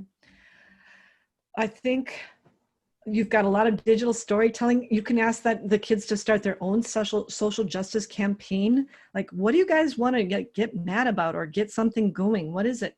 So they can create the hashtags. They can make their video statements, like a TikTok video. Those are just the ways to get the kids like, I want to make sure it looks good. And they'll do it over and over and over. Maybe it's climate change, maybe it's hunger, human rights, animal rights, the environment. You get them going on this and make an Instagram or TikTok. They're going to be stars. You always have to check with the families. Can you do this? In my school district, we have permission unless the parents sign out. So that's interesting. Like, we automatically have permission. That's our style. The other one is like Instagram or TikTok tutorial. What can you teach us in 30 seconds to 2 minutes? When Vine first came out, my students used to make six second videos, and it was like, teach me something in 6 seconds, guys. And they had so much fun in French doing that. Not a lot of prep work in it, just a lot of giggling and fun. Support growth in speaking proficiency with those level up strategies. They always, like, when they do those things for a presentational purpose, you're going to have them say, hey, add some more details. Tell me about the places, emotions. Let's use a connector to make some strings of sentences. And guys, you keep saying, I like, I don't like, let's try and vary those subjects and the phrases. So a social media post can encourage students to write with passion and with proficiency. Okay. Would you like me to keep going? I'm more than happy. I mean, I don't know if we want to just give you a lovely round of applause and then we'll carry on. I mean, Helen, what do you think? Obviously, time-wise. Yeah, I think everything else that we talked about, that last slide, is fine. We've basically gone, what you're going to get at the end here, and I'm going to share this real quick in the chat, right, is 10 resources to help you learn more about using social media in the classroom. And those are from researchers, not just Catherine babbling about how awesome it is. Okay, you're going to have actual research on how to use social media. Okay, so let's put that in there. So there's the presentation. And I'm going to update it with 2 things that I promised. Okay, a video on how to do the reading salad, and then something else. And then if Helen wants, I can show how to make the playlist or organize them, etc. That would be lovely, Yeah, if that's okay. But thank you so much, Catherine. I mean, well, as I said at the beginning, you are amazing, and you've just proven how amazing you are. And you were saying, these other important people. Well, you are a very, very important person, and we're very grateful. And it would have been amazing to have had the audience which you deserve. But I'm sure everyone has really enjoyed it, and the fact that we're recording this means that you will get lots of people, I'm sure, watching it afterwards. And thank you so much for explaining to a British audience your ideas and being so kind and explaining how you're pulling everything together and making it as safe as possible for the students. I think it's been absolutely fascinating. Yeah, I'm going to say, I'm going to be adding on to this presentation in terms of the actual activities. I want to make sure that they're detailed so that you see more and more and more. So keep coming back to this one. I'm going to post it on my website. You'll have it. But every time I make a change, it'll be automatic. So if you keep coming back to it, by the end of this month, because September 2nd comes around pretty fast, eh? Lovely. Helen, any final thoughts? But it'll be lovely for you to, as we always say, it'd be lovely for you to read the comments that have been coming through. And if people want to open up their audio and their video now, just to be able to show your faces to Catherine, to be able to say thank you very much, that's you're very welcome to. But really, absolutely amazing. Joe gave you a very, very big build up there, didn't he?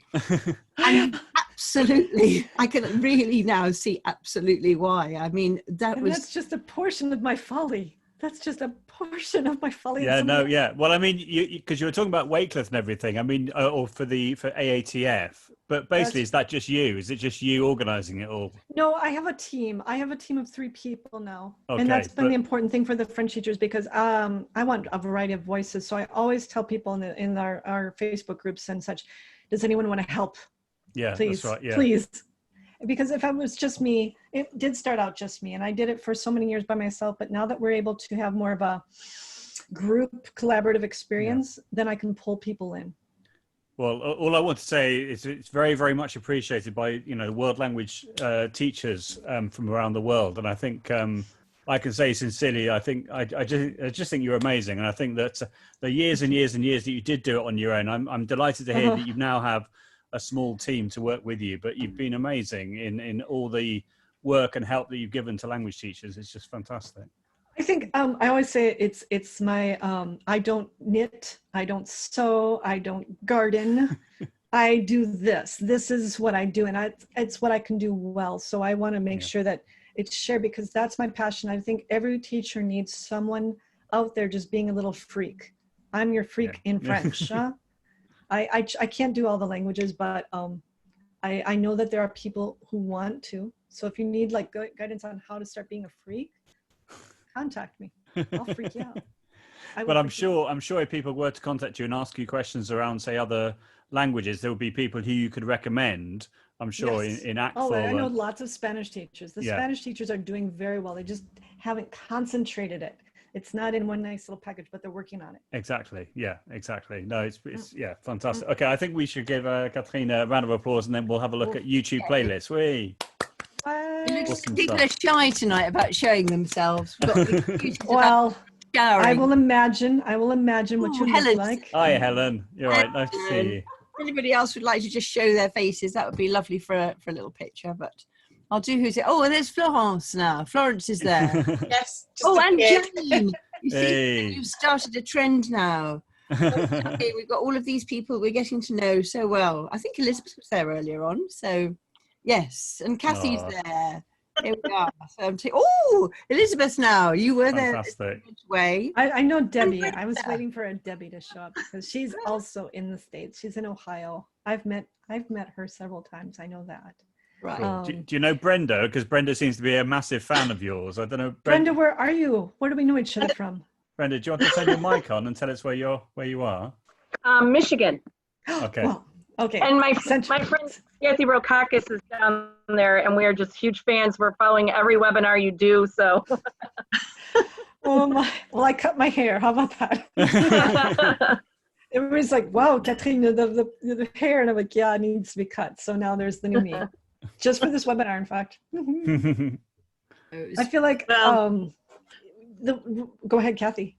Oh, I was just going to say, we love you, and we just we just cannot compete with everything that I don't even want to say compete. We can't keep up with everything that you do, and we were thinking of starting your fan club. So don't do that. No, and it's I do this just because I want you to be supported. I care about all of my colleagues so much, because I taught in the 90s. I taught without the internet. Okay. And I did okay. It's so much different now. It is so much different, but I don't want teachers to feel pressured to be at any level, but what they're comfortable with. That's yours to choose and to grow in your own personality. So don't try and be me. Just be yourself with things that you want to try. Well, yeah.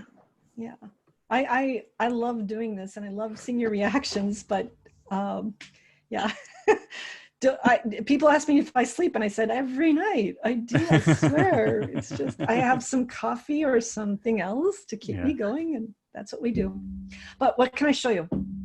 Yeah, so well, Helen, do you want to Well, yes, I mean, because I don't want to sort of butt in or anything, because it really, I mean, really, everything you're doing is good. And of course, now what you're doing, you've got a fan club which is worldwide.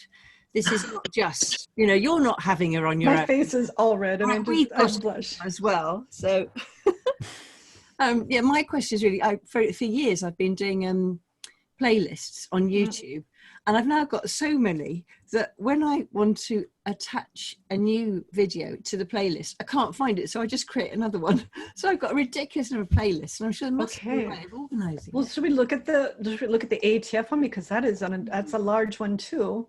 Let's go here, right? And when you're in you're logged into just one account when you're making your playlist, correct? Yeah.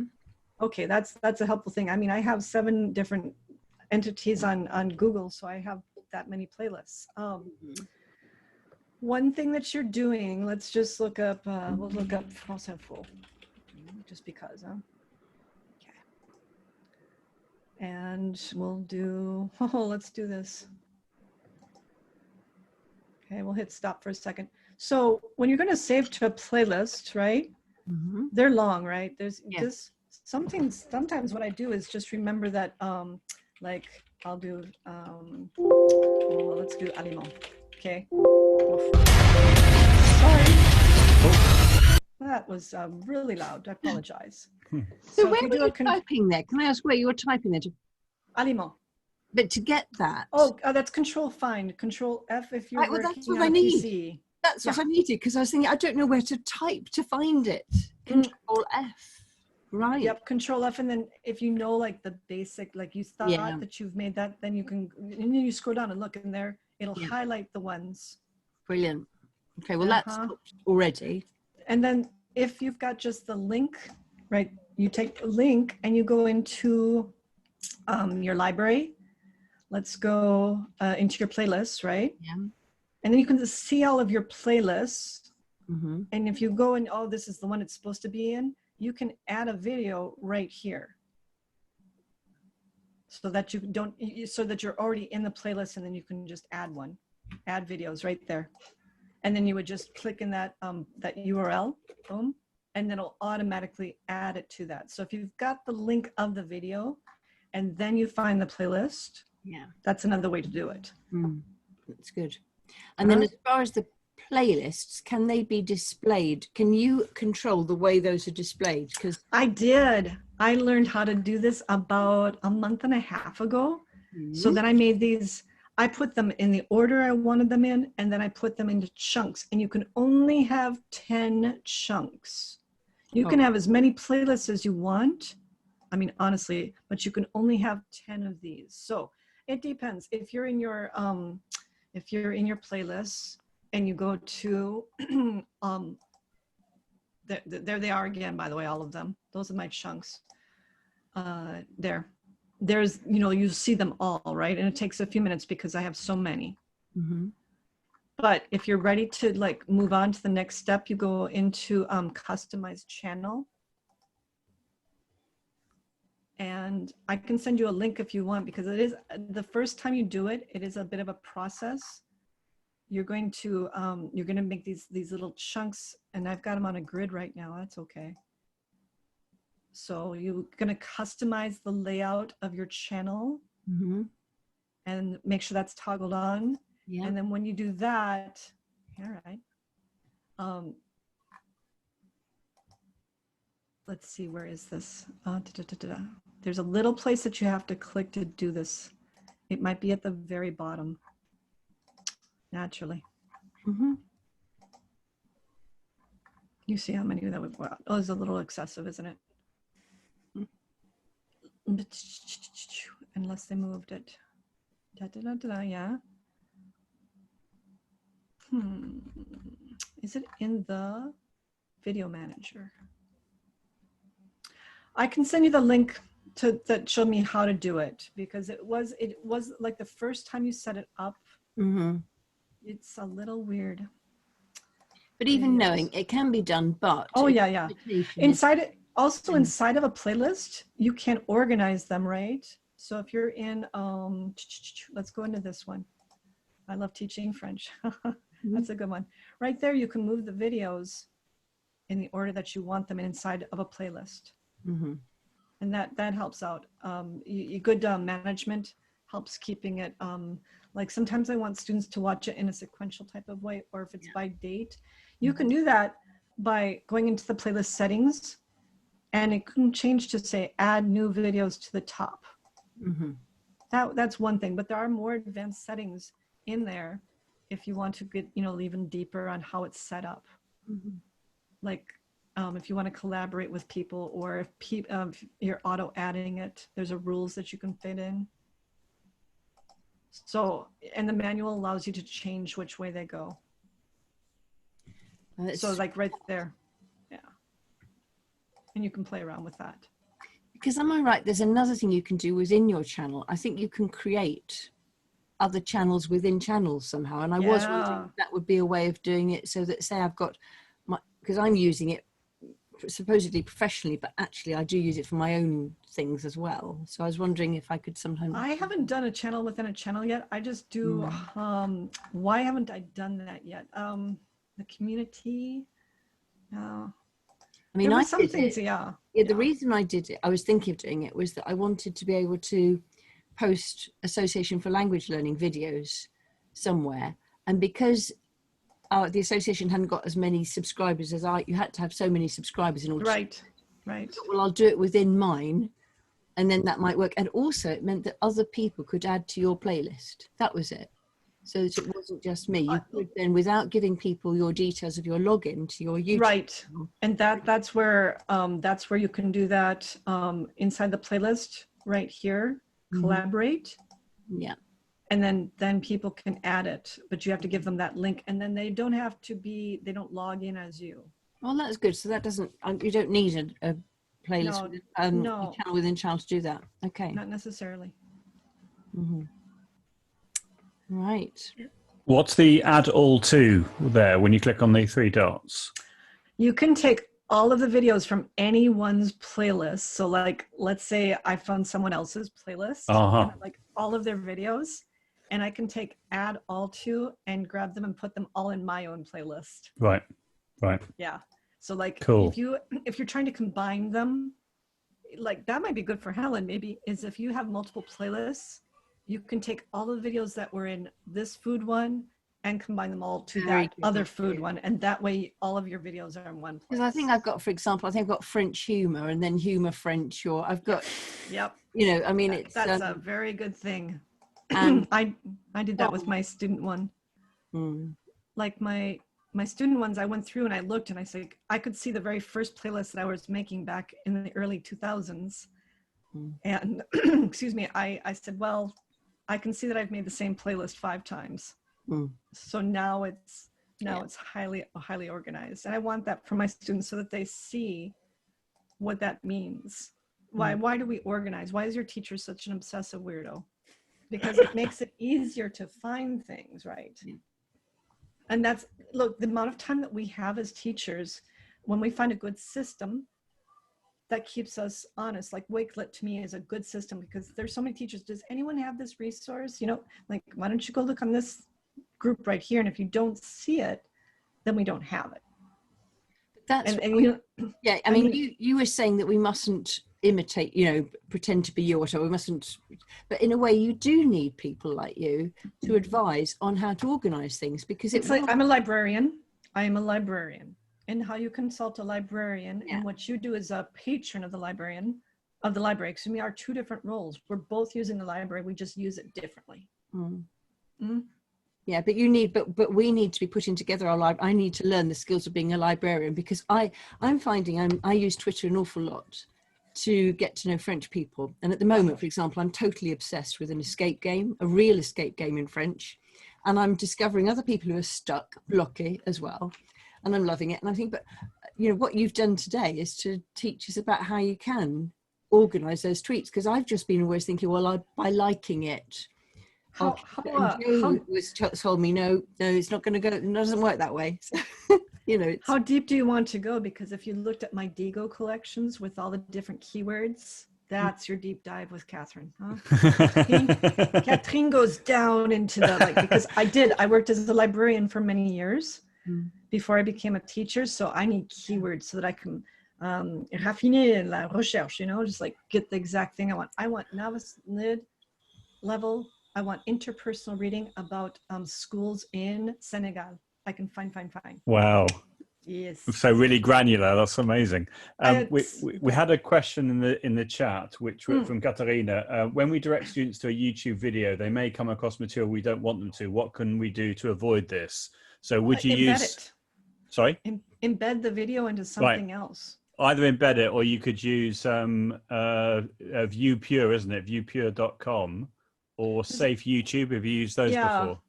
And or like you can, don't say this out loud, you can copy the video and then put it in your own Google Drive or whatever LMS so that you just have that copy of it. Yeah. I'm just saying this on international TV. You send the FBI after me. That's it. No more curating. Right. Sure. But if you did use one of those sites I just mentioned, then you could, it removes all the videos that can associated videos that can come as well. There's a really good one, and I'll think about it while we're talking, that I bookmarked recently that a teacher shared with me about, you know, safeyoutube.net. Safe YouTube. Mm-hmm. Have you seen that one? Yeah. So what I've done is I've taken the two bookmarklets. One's called Purify, which is from, if you go to the website viewpure.com, then you drag and drop the bookmarklet onto your bookmarks bar. And then likewise go to safeyoutube.net and you drag the bookmarklet on there. That means that whenever you come along to a YouTube clip on YouTube, you just click on one of those bookmarklets and it turns it into the safe version, as it were. Yes, and that is a really great site, the Safe YouTube, because I know that when I embed a video into Edpuzzle or into Google Forms, I don't have that issue as much anymore. But it's also good to scrub it. I like scrubbing it clean too. Amazing. So if you embed something, doesn't it give you the option to watch on YouTube? Sometimes a little thing comes up and says, do you want to watch it in YouTube? If you go, let me throw up a video here real quick. Just a second. I will turn off. Let's do this. I'm going to share it because I want to make sure I can see this. If you go to share and you go to embed, and look here, it says show player controls, and there's some stuff. If you really want to get into the like the nitty gritty of the URL of the code, you can actually change the parameters in that code so that it doesn't do any of that. So it won't let you pop out.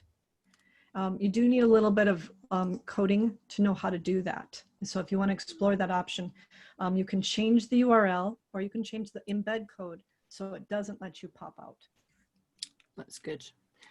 It's like you have to know exactly where to change the things. And how do you find that out, Cass? How have you learned that? I stay up at nights and watch videos and read people's blogs, because I honestly, I learned how to code when I was a kid, like back.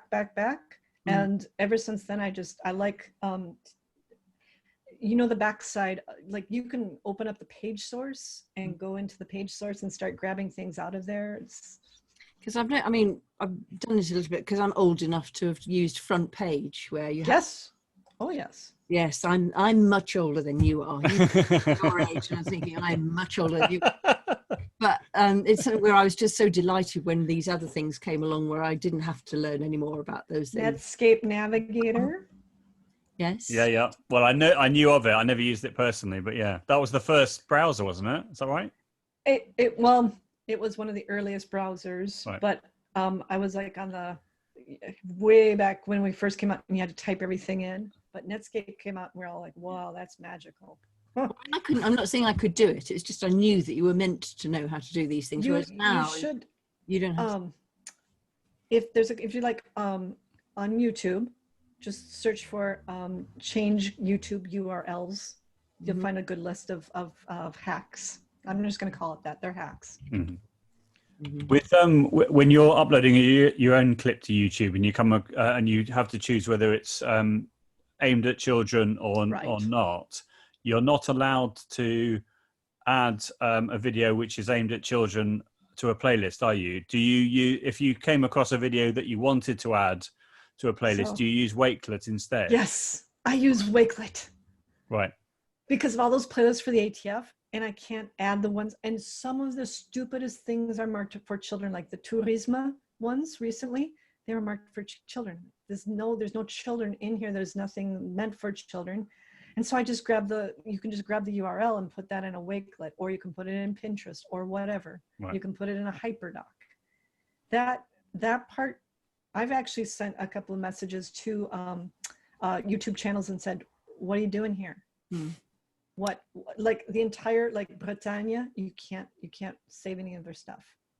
People don't always realise though what it is. I mean, I know that it was Is it meant for Hiker children? who said to me, whatever you do, don't ever say it's for children, even if, and as teachers, you tend to think, well, yeah, Even you don't realise what it's doing to it if you do that. So I agree, we have to tell the world. Well, YouTube is meant to be so easy to use, but yet there are so many hacks that freaks like to find out. And I don't want to get into anybody trouble. That's my biggest thing, is don't get people. I'll get myself into trouble if I want to. Yeah. And we're still recording this. Oh, super, Catherine. Oh, minute. It's okay. I'm in the States, you know.